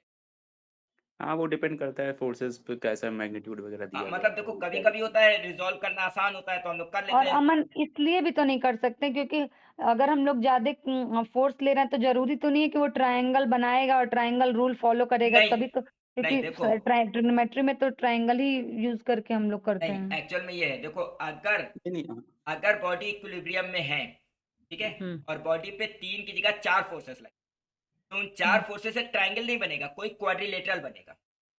ठीक है, नहीं, हमारा कहने का मतलब ना क्वाड्रिलेटरल भी भले बने आपका, तो you can break always break a quadrilateral in 2 triangle. हाँ ये कह सकते हैं, ये बिल्कुल हम कह सकते हैं। ठीक है, देखो तो वही चीज है, हम ये नहीं कह रहे कि लामीज थ्योरम काम नहीं कर सकती, काम आप 4 5 6 फोर्सेस कर में भी सकते किसी न किसी तरीके से काम बट वो करा सकते हैं, डिफिकल्टी लेवल अलग ही बस डिफिकल्टी हाँ। लेवल बढ़ जाएगा और कुछ नहीं होगा। ओके, हाँ, तो इसमें सही कह रहे हो, क्योंकि अभी पीजीटी लेवल पे तो केवल 3 ही खा रहा हाँ है। नहीं, एक्चुअल में ऐसा भी है कि हम पीजीटी लेवल के ही 3 प्रॉब्लम के क्वेश्चन, जैसा अभी हमने बताया ना, इन दोनों का रिजल्टेंट इसके बराबर हो जाएगा, तो हम इस तरीके से भी जो है सॉल्व कर सकते हैं बिना लामीज थ्योरम लगाए। लेकिन अगर हम लामीज थ्योरम लगाते हैं तो हमारा रिजल्ट जल्दी आ जाता है, बस ये बात। जल्दी आएगा, हाँ मेन बस। तो है। अगला पॉइंट है कंजर्वेशन ऑफ मोमेंट। क्या कहता है कंजर्वेशन ऑफ लीनियर मोमेंटम, क्या कहता है? हम जानते हैं external force as a vector formula होता है dp बाई dt।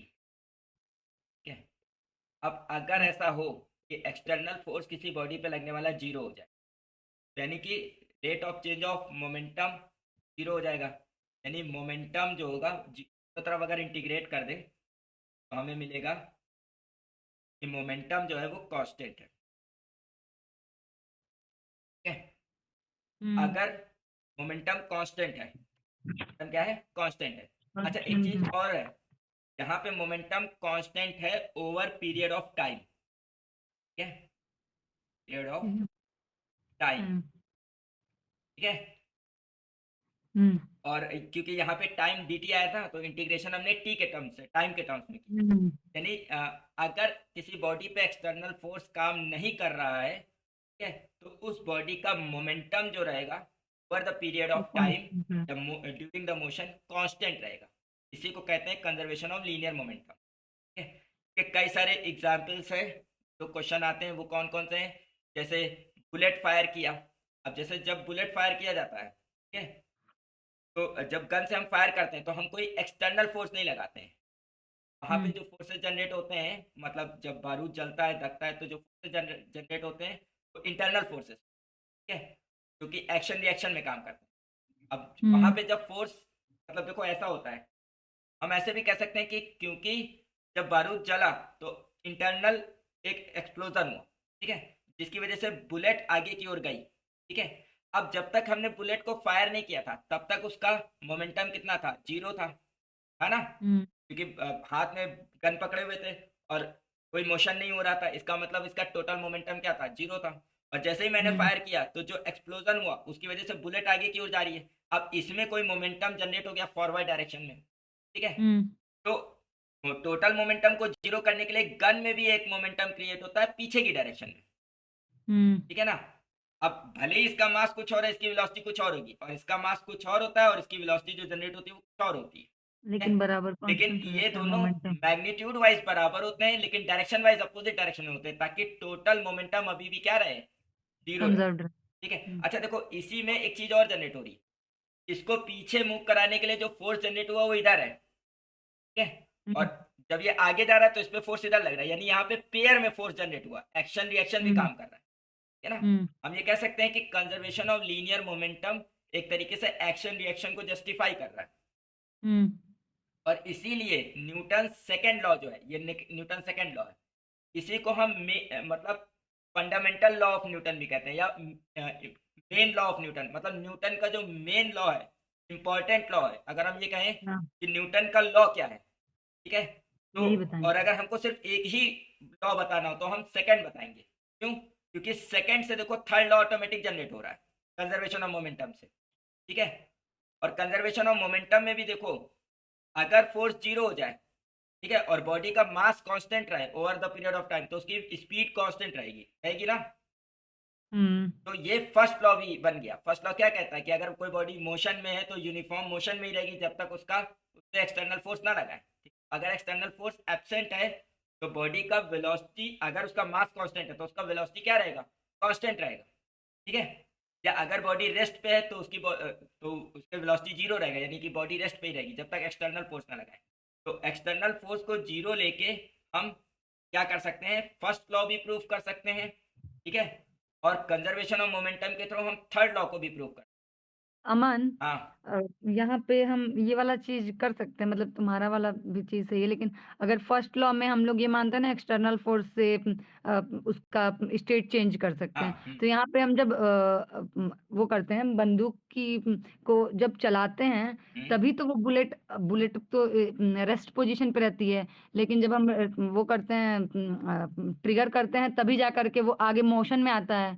तो इससे भी तो ये एक तरीके से एक्सटर्नल फोर्स नहीं कर सकते जब हम नहीं उसको नहीं कह ट्रिगर को सकते, दबाते हैं तो। नहीं कह सकते, क्योंकि ट्रिगर में उंगली से जितना फोर्स जनरेट हो रहा है वो फोर्स बुलेट में नहीं है। बुलेट में जो फोर्स जनरेट हो रहा है वो एक्सप्लोजन ऑफ गन पाउडर की वजह से, अच्छा। ठीक है, तो वो फोर्स जो जनरेट हो रहा है वो गन पाउडर के फटने से हो रहा है।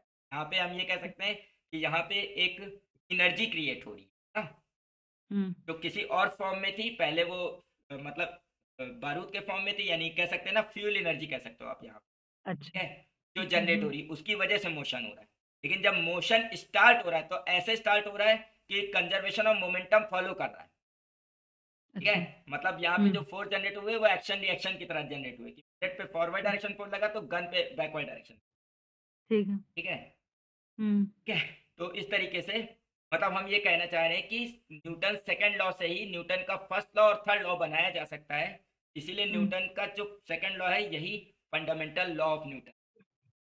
हम्म। अगली बात करते हैं हम इम्पल्स की।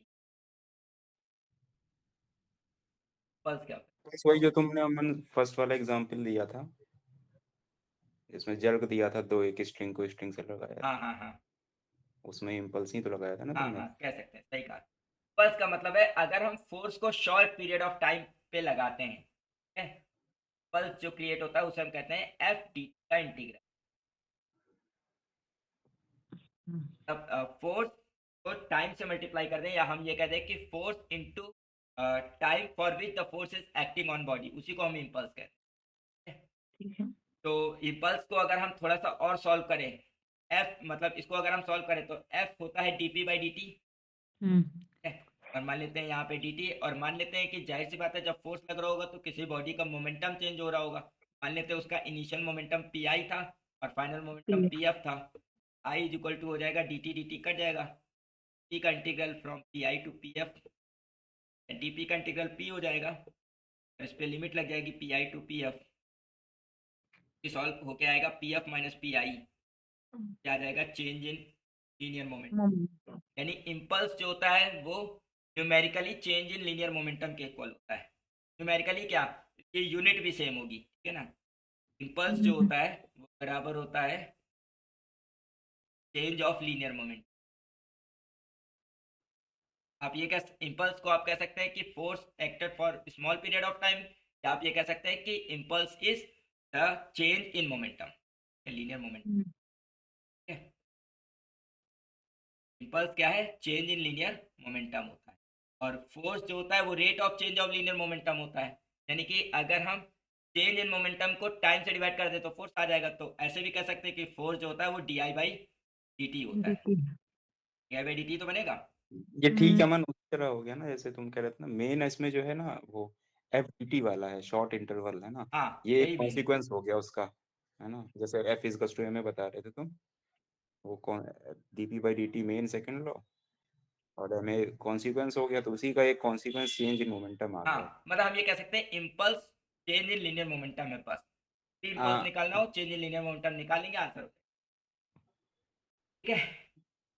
हाँ, जब मोमेंटम दिया हो तो, है ना। हाँ मतलब अगर मोमेंटम नहीं दिया गया है, फोर्स दिया गया है, मान लो force as a function of time दिया गया है, तो हम इंटीग्रेट करके निकाल सकते हैं। हम्म, पीछे क्वेश्चन जब फर्स्ट चैप्टर में वेलोसिटी एक्सेशन ये सब as a function of time दिए रहते थे, वैसा कोई क्वेश्चन होगा तो इम्पल्स हम के थ्रू क्योंकि निकालेंगे। यहाँ पे खाली चेंज इन मोमेंटम से ये नहीं पता चल पा रहा है ना हमको कि हाँ, जो फोर्स मतलब लग रहा है वो शॉर्ट इंटरवल के लिए लग रहा है, हाँ केवल आपने कह दो कि चेंज इन मोमेंटम है, तो इससे ये नहीं पता चला, आइडिया लग रहा है ना, हाँ, ये बिल्कुल नहीं पता इस चल वजह रहा से। है, ये तो ठीक है, लेकिन फिर हाँ भी इम्पल्स की जो डेफिनेशन है वो ऐसे ही लिखी गई है कि हाँ, तो force acted for short period of time, हाँ, तो इसी वजह से मैं कह रहा हूँ ना, ये कि एक कॉन्सिक्वेंस हो गया एक हाँ कह सकते, चेंज इन हाँ ये कह मोमेंटम। सकते हैं कि इसका एक रिजल्ट हो गया। इम्पल्स जो है, तभी तो मैंने कहा कि इम्पल्स जो है वो न्यूमेरिकली चेंज इन मोमेंटम के इक्वल। न्यूमेरिक सही कह रहे हो। आगे बढ़ते हैं, अब इसके क्वेश्चन शुरू करें। देखो पहला क्वेश्चन ये है कि एक पर्सन बैठा हुआ है ट्रेन में, ट्रेन आगे की ओर चल रही, जिधर चल रही जिस डायरेक्शन में ट्रेन, उसी डायरेक्शन में इंसान बैठा हुआ है। अब वो कॉइन टॉस करता है और कॉइन उसके पीछे गिरता है। तो आपको बताना है इस ऑब्जर्वेशन से, इस केस में ट्रेन मतलब क्या कर रही है, आगे चल रही है और स्पीड उसकी बढ़ रही है, पीछे आगे चल रही है लेकिन स्पीड कम हो रही है, या स्पीड कांस्टेंट स्पीड से आगे चल रही है या कांस्टेंट स्पीड से पीछे। देखो अगर स्पीड कांस्टेंट है, ठीक है, और आपके हाथ में कोई चीज है, देखिए जैसे हमारे हाथ में पेन है और ये अर्थ रिवॉल्व कर रहा है कांस्टेंट स्पीड, ठीक है, तो हमारा हाथ, हम और ये पेन सब कुछ उसी कांस्टेंट स्पीड से रिवॉल्व कर, जब हम इसको उछालेंगे तो उछालते समय इस पेन में वही कांस्टेंट स्पीड आ जाएगी जो जब ये मेरे हाथ में थी तब।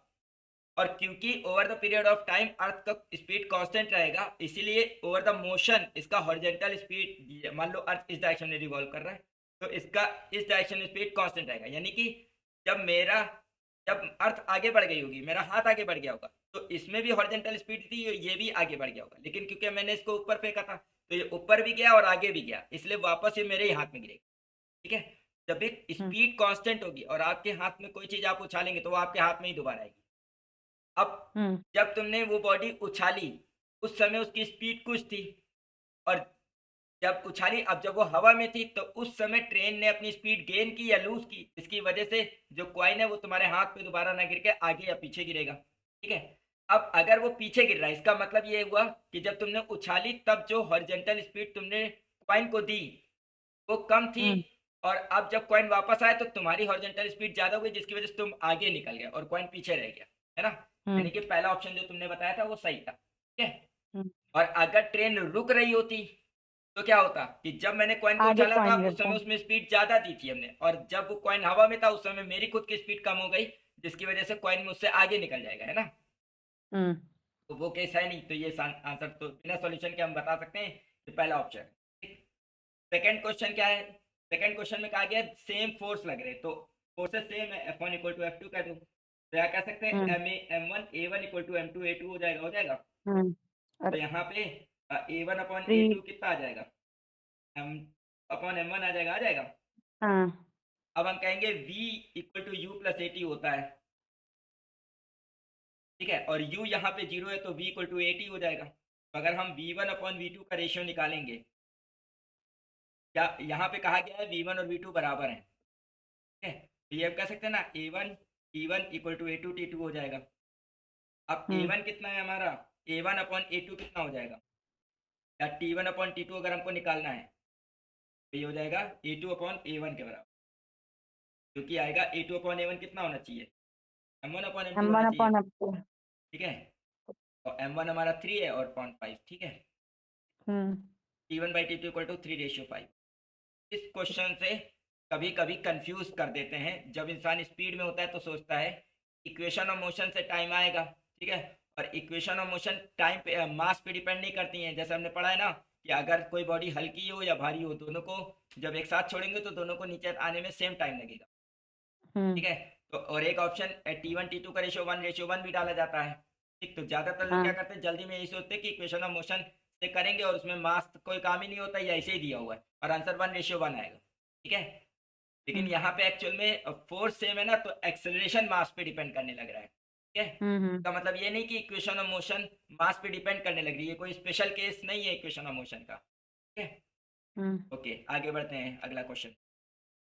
भारी भरकम सवाल दे दिए। देखो एक बॉल है, का मास है 0.2 किलोग्राम, पर फेंका मैंने फोर्स लगा के, ठीक है, और मतलब देखो जैसे जब कोई हम बॉडी फेंकते हैं तो क्या है, मेरे हाथ में वो बॉडी है, अब हम क्या करते हैं अपने हाथ को ऐसे स्विंग करते हैं ना, और जब स्विंग करते हैं और फिर जब इसमें स्पीड थोड़ी आ जाती है तब हाथ को छोड़ते हैं और फिर वो बॉडी प्रोजेक्ट होती है, ठीक है ना। तो जैसे होता है ना बार बार इस क्वेश्चन में बहुत सारे स्टूडेंट हमसे बार बार यही पूछते हैं कि सर इक्वेशन ऑफ मोशन में कहा गया है बॉडी को फेंका कांस्टेंट स्पीड से, आप कांस्टेंट स्पीड से किसी बॉडी को कैसे फेंक सकते हैं, जब आपके हाथ में थी बॉडी तो रेस्ट में थी, जब आपने फेंका तो उसमें मोशन आ गया, है ना, तो आप ये कैसे कह रहे हैं कि इसको कांस्टेंट स्पीड से फेंका? तो उसका मतलब ये होता है उस क्वेश्चन में कि जब हमने उसको फेंक दिया और हाथ से बॉडी छूट गई, उस समय जो स्पीड थी वो कांस्टेंट, वो स्पीड को हम कांस्टेंट स्पीड मान, ठीक है ना?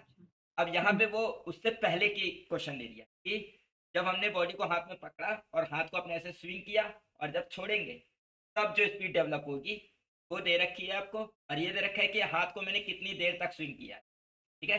आपको बताना है कि कितना फोर्स जनरेट हुआ हो। तो हम जानते हैं कि फोर्स क्या होता है, चेंज इन मोमेंटम के बराबर होता है, change in momentum upon time, ठीक है ना? अब देखो इन्होंने क्या किया, 0.2 किलोग्राम की बॉल थी, उसको हाथ को ऐसे स्विंग किया, कितनी देर स्विंग किया, 0.2 मीटर। यहाँ पे 0.2 डिस्टेंस मीटर। दिया है कि कितनी डिस्टेंस से हमने हाथ को स्विंग, मान लेते हैं हमारा हाथ पहले यहाँ पे था और फिर स्विंग किया यहाँ पे 0.2 मीटर तक, मैंने अपने हाथ को क्या किया, स्विंग किया, और यहाँ पे मैंने बॉल को छोड़ दिया। जब मैंने बॉल को छोड़ दिया तो तब ये ऊपर की ओर गई, और ऊपर कहाँ तक गई, 2 यहाँ तक मीटर मान तक। लेते गई, मान लेते हैं कि यहाँ तक गई है ना, सिर्फ 2 मीटर हाई गई। कितना गई है, 2 मीटर। यानी जब ये 2 मीटर पे गई होगी तो इसकी स्पीड 0 हो गई होगी ना मैक्सिमम हाइट पे जाके। तो अगर हम मैक्सिमम हाइट पे स्पीड 0 हो गई होगी, तो जब यहाँ पे हमने इसको इसको हम अगर ऐसे कह दें कि इस ट्रेजेक्ट्री में 3 पॉइंट है, ए जब हाथ में बॉडी थी, बी जब हाथ में बॉडी छोड़ी, और फिर सी जब वो मैक्सिमम पे गई। तो बी टू सी अगर हम देखें तो बी टू सी मोशन लगाएं, B square equal to square minus 2GH, ठीक है? बी टू सी देख रहे हैं हम सी में, तो v 0 है, और u अगर हम पता करना चाहें -2, e लेना है 10 और हाइट है 2, u कितना आ जाएगा, आ जाएगा। यानी कि जब मैंने बॉडी हाथ से अपने छोड़ी तब उसमें स्पीड कितनी थी, √40 मीटर पर सेकेंड, ठीक? अब हम ये देखेंगे कि यहाँ पे स्पीड 0 थी ए पे, और बी पे स्पीड √40 हो गई, तो चेंज इन मोमेंटम तो पता चल गया मुझे, और फोर्स का फॉर्मूला होता है change in momentum upon time. बस हमको ये पता करना है ए से बी में कितना टाइम लगा, ठीक है? ए से बी का अगर हम टाइम देखना चाहें तो डिस्टेंस तो पता है मुझे, तो अगर हम चाहें तो हम ये लगा सकते हैं कि बी इक्वल टू 2 + 80 में एक्सेशन आ रहा है, और थर्ड में भी, और सब में एक्सेशन आ रहा है, तो एक्सेशन ही निकाल लेते ना, v square equal to u square plus 2as से, ठीक? तो v कितना है, v का स्क्वायर। अब यहाँ पे v का मतलब है a टू b, देखो यहाँ लिख देते हैं, यहाँ लिख देते हैं a टू b यहाँ की पे बात भी कर, हो जाएगा, ये भी जो हमारा है वो हो हाँ, तो जाएगा। v square equal to u square plus as, v जो कि होगा जी वो ये हो जी जाएगा। लोगे ना, हाँ जी लोगे ना, ए लोगे नहीं नहीं, अब हाँ, a टू b में तो हमारे पास ये जो ये हमने डॉटेड बनाया, ये हमारा हाथ है ना, तो ए टू बी में तो हमारा हाथ स्विंग हो रहा है, तो यहाँ पे एक्सेशन हमारे हाथ से जो क्रिएट हो रहा है वो है, नहीं, वर्टिकली बॉल को तो वर्टिकली फेंक रहे हो ना आप, चाहे ऊपर। जैसे फेंक रहे हो, जिस समय मेरे हाथ में है ना, हम्म, उस समय हम, क्योंकि इस देखो अगर हमें जी ही लेना होता ए टू बी, तो हमें मास तो पता ही था 0.2 और जी पता था 10, तो 0.2 इंटू 10 डायरेक्ट फोर्स हम ना बता देते 2 न्यूटन, ठीक है? जब हमारा हाथ काम कर रहा है तो उस समय ग्रेविटी का काम हम नेग्लेजिबल मान के चल रहे, हम चाहे तो यहाँ पे इफेक्टिव एक्सेशन ले सकते हैं A-G करके, ठीक है? लेकिन हम ये मान के चल रहे हैं कि जो ए एक्सेशन है वो मेरे हाथ से जो जनरेट किया जा रहा है वो है, तो v स्क्वायर की जगह 40 आ जाएगा, u की जगह 0, क्योंकि a पे जब मेरे हाथ में बॉडी थी तो 0। अच्छा, ए से बी तुमने जनरेट किया हाँ, ए से बॉल भी हमने को। यहाँ हाथ लिखा ना एंड, ठीक ठीक और ठीक। 2a कितना है एक्सेशन, तो एक्सेशन पता कर रहे हैं, और s कितना है 0.2, तो यहाँ से a कितना आ जाएगा E/0.4, ठीक है? तो हम सॉल्व करके कितना निकालेंगे, 100 निकालेंगे क्या, हाँ 100 ही आ रहा है। ठीक है? बहुत ज्यादा, इसीलिए जब हाथ घूम रहा होता है कोई रास्ते में आ जाता है तो बहुत तेज लगती है। ठीक है, ओके, इसको सॉल्व कर लेते हैं F इक्वल टू ma से, तो फोर्स आ जाएगा 20 न्यूटन, ठीक है? Okay, अगला देखते हैं। लेकिन ये तो ए से बी का है ना। हाँ, तो यही तो बताना था कि फोर्स जनरेटेड बाय हैंड, मतलब हमने कितना फोर्स जनरेट किया वो निकाल। ओके। Okay, आगे बढ़ते हैं। अब देखो यहाँ पे एक चीज और हो सकती है, अगर कोई कहे कि फोर्स जनरेटेड बाय हैंड, जितना तो फोर्स उसने जनरेट किया ही किया, लेकिन ग्रेविटी की वजह से भी तो फोर्स जनरेट हो रहा होगा भाई। हमको किसी बॉडी को, देखो हमको किसी बॉडी को फेंकने के लिए पहले उसको उठाना पड़ेगा, पहले तो उतना फोर्स लगाना ही पड़ेगा जितना उसका वेट है, और फिर हम उसको एक्सेशन देंगे, है ना। अगर हम ठीक से देखें तो इसमें हम क्या कर सकते हैं, अगर हमें इफेक्टिव फोर्स माइनस निकालना हो उसमें हम वेट को और ऐड कर दें, यानी कि 22 न्यूटन आ जाएगा इसमें, ठीक है। मतलब जब ए से बी हाथ स्विंग कर रहे होंगे तो हमें दो फोर्स लगाने पड़े होंगे ना, एक बॉडी को ये नेसेसरी स्पीड देने के लिए और एक बॉडी को उठाए रखने के लिए, जो उसका वेट है उतना, है ना। लेकिन बॉल को तुमने फिर ड्रॉप छोड़ दिया हाँ, डी जब पे, छोड़ दिया तब उसपे सिर्फ ग्रेविटी काम करने लगी, अब हमारा फोर्स काम नहीं कर रहा है। ऐड क्यों होगा? नहीं, क्योंकि हम ये जब हम बॉडी को उठाएंगे तो हमें उतना ही फोर्स लगाना पड़ेगा ना जितना उसका वेट है। ठीक है, तो एक फोर्स हमने लगाया उस बॉडी को होल्ड रखने के लिए, सिर्फ उठाने के लिए, ठीक है, और एक फोर्स हम दे रहे हैं जिससे ये इसमें ये स्पीड जनरेट हो रही है। अच्छा। टोटल फोर्स क्या होना चाहिए, दोनों का ऐड ही होना चाहिए, दोनों एक ही डायरेक्शन में तो नहीं लग रहे वो हैं। तो आपने दे दिया स्पीड जनरेट, वो आपने ए से बी तो करा दिया, हाँ, वो है ना, ये है। ए से बी लगा दिया।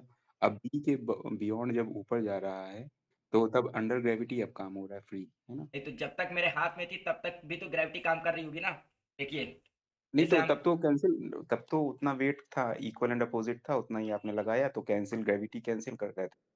नहीं, ग्रेविटी कैंसिल नहीं कर रहा है। देखिए जैसे बात यह है कि टोटल फोर्स तो हमेशा ही जीरो रहेगा, सारे फोर्सेस एक्शन और हाँ। रिएक्शन के हिसाब से काम कर रहे हैं। हम्म, जैसे ये ब्लॉक है, हमने इसको हाथ हम्म, में उठाया, जब हमने इसको हाथ में उठाया तो हमको कितना फोर्स लगाना है इसको पकड़े रखने के लिए, ना इसका हम्म, वेट है। हम्म, अब जब हम इसको फेंकेंगे तो जितनी हम्म, स्पीड देंगे उतना फोर्स और मुझे लगाना पड़ेगा, ठीक है, ठीक है। इसको एक और अच्छे एग्जाम्पल से समझते हैं। मान लेते हैं कोई बॉडी हमारे सामने लटक रही होती, मान लेते हैं हमारे पास सामने पंचिंग बैग लटक रहा है बहुत भारी सा, उसमें हम हॉरिजॉन्टल पुश मार के एक एक्सेशन जनरेट करना चाह रहे हैं। हम्म, वो एक्सेशन जो जनरेट होगा वो ज्यादा आसान होगा कि उस बैग को नीचे से ऊपर की ओर पुश करके मार के उसमें एक्सेशन जनरेट करना आसान है। हॉरिजॉन्टल वाला आसान रहेगा। क्यों? क्योंकि इस केस में ना हमको mg नहीं लेना पड़ेगा,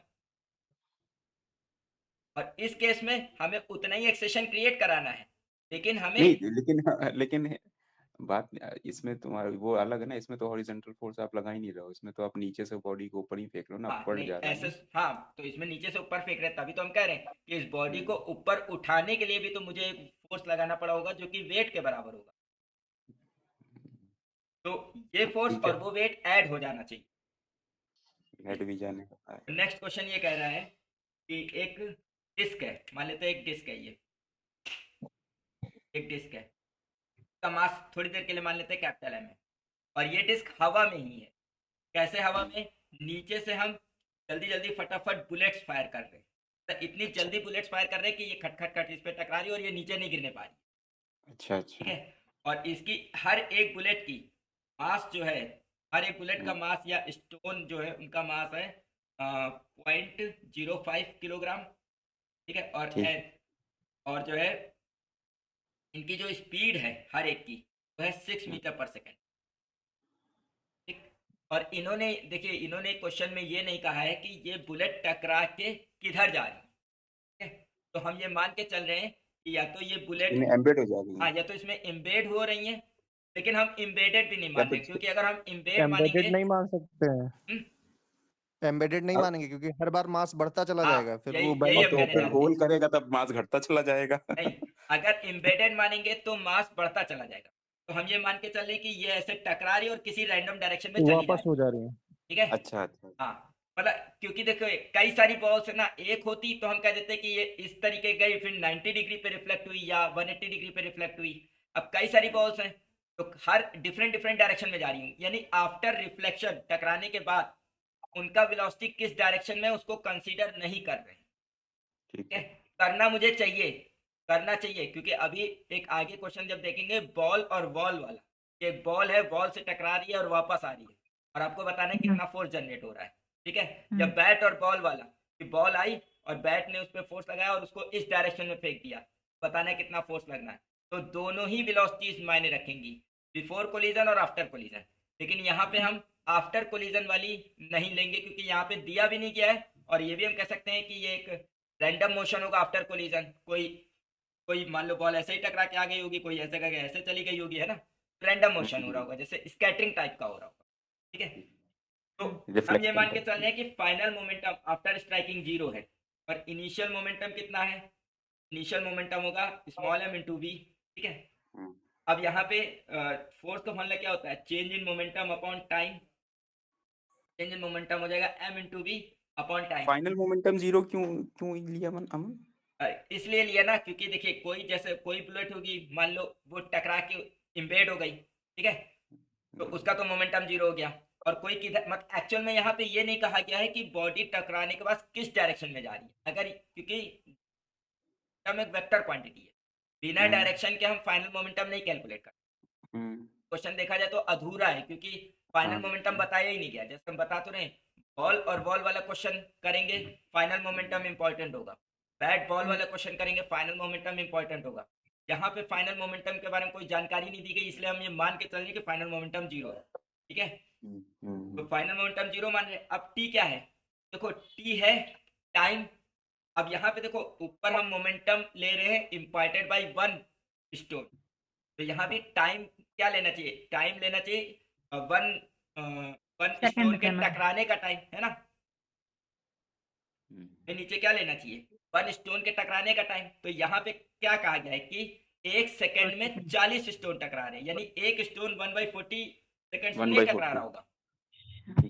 ठीक है, तो ये हो जाएगा क्या, 40 इंटू एम इंटू वी। इसको सॉल्व कर लेंगे, बस फोर्स आ जाएगा। ठीक है, या ऐसे क्वेश्चन के लिए हम शॉर्टकट भी याद रख सकते हैं कि ऐसा क्वेश्चन जब भी आए तो आंसर हो जाएगा n into M into v upon T, ये लगाना। n नंबर ऑफ बॉल्स रहेंगी, m मास ऑफ 1 बॉल रहेगा, v स्पीड ऑफ 1 बॉल रहेगी, और t टाइम रहेगा। मतलब कभी ऐसा क्वेश्चन ऐसा भी दे देता है कि 1 मिनट में 1000 बॉल्स टकरा रही हैं, या 1 मिनट में 1000 राउंड्स फायर कर रहे हैं गोली के, है ना। तो वहां पे क्योंकि हम अगर n 1000 ले रहे हैं और टोटल टाइम ले रहे हैं तो ऐसे लगाएंगे। अब यहाँ पे वो टाइम 1 सेकंड था, तो ऑटोमेटिक नीचे 1 आ जाएगा। ठीक है, अच्छा अमन, हाँ, इसी क्वेश्चन में अगर मोमेंटम बाद को वाला दे देता तो कैसे करते हैं? तो फिर हम ये कहते हैं कि इनिशियल मोमेंटम किस डायरेक्शन में है ये देखो, फाइनल मोमेंटम किस डायरेक्शन में है ये देखो, फिर चेंज इन मोमेंटम निकालो। जैसे चेंज इन स्पीड निकालते हैं, रिलेटिव स्पीड जैसे निकालते थे v2 माइनस v1 करके, वैसे ही चेंज इन मोमेंटम निकालो माइनस करके डायरेक्शन के हिसाब से, और फिर जो चेंज इन मोमेंटम आए अपॉन टाइम लगाओ। ठीक है, ठीक। वो फोर्स जो आता है ना, एक्चुअल में जब कोई बॉल टकरा के जस्ट, अगर ऐसा होता कि बॉल टकरा के जस्ट वापस आ रही होती, तो इनिशियल मोमेंटम जिस डायरेक्शन में होता, final momentum just opposite direction में होता। और उस केस में जब चेंज निकालते हैं, माइनस करते हैं, तो दोनों मोमेंटम ऐड हो जाते हैं। तो यहाँ पे अगर ये जस्ट अपोजिट आ रही होती तो यहाँ पे फॉर्मूला बनता 2nmv अपॉन टी। ठीक है, लेकिन देखो हम डायरेक्ट फॉर्मूला बताने में बिलीव नहीं रखते। कोई सोचे 2nmv अपॉन टी लगाना है, और मान लो क्वेश्चन में थोड़ा सा चेंज कर दिया गया और वो 2nmv/t लगा दे और गलत आ जाए आंसर, है ना। इसीलिए हम कहते हैं कि करके ही देख लो, जो फॉर्मूला है उसी के थ्रू करो। अब जो ये फॉर्मूला है इसमें क्या है, n है total number of balls, m क्या है मास ऑफ 1 बॉल, v और t है जितने टाइम में टोटल बॉल्स स्ट्राइक कर रही है। ठीक है, इसी फॉर्मूले को कोई और ऐसे भी कह सकता था कि इस फॉर्मूले को आप ऐसे लगाइए, nmp। ये यहाँ पे n जो है ना वो नंबर ऑफ बॉल्स स्ट्राइकिंग पर सेकंड है, पर सेकंड, है ना। और अगर 180 डिग्री रिफ्लेक्शन हो रहा हो, है ना, तो ये फॉर्मूला बन जाएगा 2 टाइम्स nmb। अगर 180 डिग्री रिफ्लेक्शन हो रहा है ईच बॉल का, तो फॉर्मूला क्या लगेगा, 2nmb लगेगा। लेकिन ज्यादा फॉर्मूलों में नहीं जाना चाहिए, मतलब हमारे कहने का मतलब है फॉर्मूला वही याद रखो जिसका सॉल्यूशन इतना लंबा हो कि उतना टाइम ना हो, तो उसके लिए फॉर्मूला या उसके लिए वैल्यू याद रख सकते। बाकी कॉन्सेप्ट सही क्वेश्चन करो ताकि गलती होने के चांस कम हो जाए। ठीक है, तो इस केस में फोर्स जो आता है वो डबल आता। अच्छा हाँ, तो यहाँ पे फोर्स निकल आएगा। अच्छा यहाँ पे फोर्स नहीं निकालना था क्वेश्चन में, ये तो भूल ही गए कि निकालना क्या था, फोर्स नहीं निकालना था। मास। हाँ, तो हम इस फोर्स को mg के बराबर ना लिख लें, हाँ, कैपिटल M मास और इसका g, क्योंकि वेट इसका नीचे क्यों लग रहा होगा, और ये जो बुलेट्स है ये फोर्स ऊपर क्यों लगा रही है, इसको बैलेंस करने के लिए। ठीक है, इन दोनों को बराबर लेके हम कैपिटल एम का फॉर्मूला बना सकते हैं, वैल्यू निकाल सकते हैं। क्लियर है? आज के लिए इतना ही रखें कि और क्वेश्चन करा दें? 11 बज गया। फिर नेक्स्ट टर्न पे आगे बात करें। क्वेश्चन